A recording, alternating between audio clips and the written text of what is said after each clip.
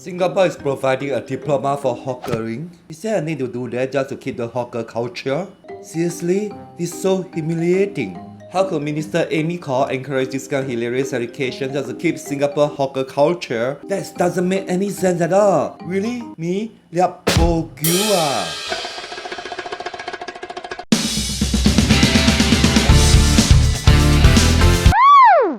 Okay, I know she really loved cooking and may like char kway teow or whatever using many eggs she has at home. However, it's not necessary to stoop down to the level of having to introduce hawkerism's education. People with no education could do even better than anyone who needs a diploma of hawkerpreneurship. And this is how foreigners compete with the locals in Singapore. They do not need to go through the kind of education that Singaporeans need. The main reason why many Singaporeans lose to the foreigners is that they have studied too much until they cannot able to compete with the foreigners in finding a job. So will the program give the students to cook better or make the food tastier than the old Singaporeans who are in this trade for a very long time without any ABC education? I love Singapore food. I love char kway teow, char ah kway, nasi lemak and whatever. And they must be original. What is char kway teow by the way in English? Fried pasta? Therefore, it's a waste of time to go through this kind of one-year course just to become a hawker despite the government is good to give the students 1,000 baht monthly allowance. But the reason why Singaporeans love the hawker food is not because of what kind of certification the hawkers have. The reason is the economic way of having a meal. Eating in hawker centers is meant for cheap and good. So let's say with this kind of education going around, will the hawker price go up in the future? If so, this will actually destroy the hawker culture. So what do I mean the hawker culture in Singapore?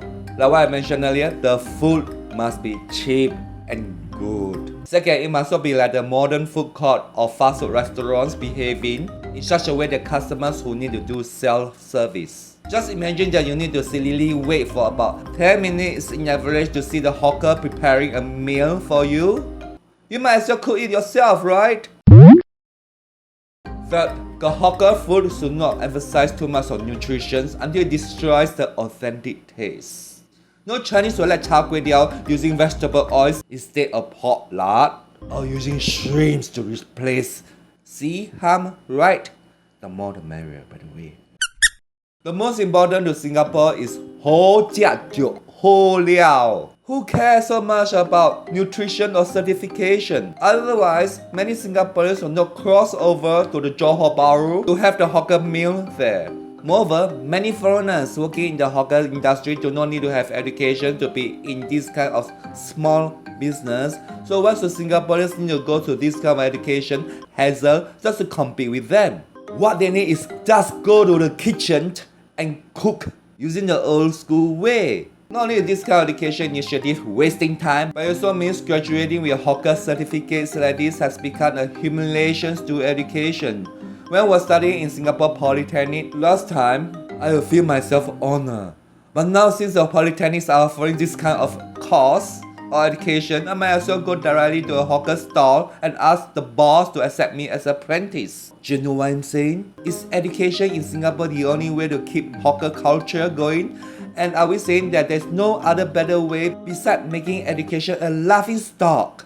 If you guys have any ideas how to keep Singapore hawker culture going, please leave down your ideas in the comment box so that Amy Khor could know what is best for Singapore. Maybe next time I should try her cooking on char kway teow.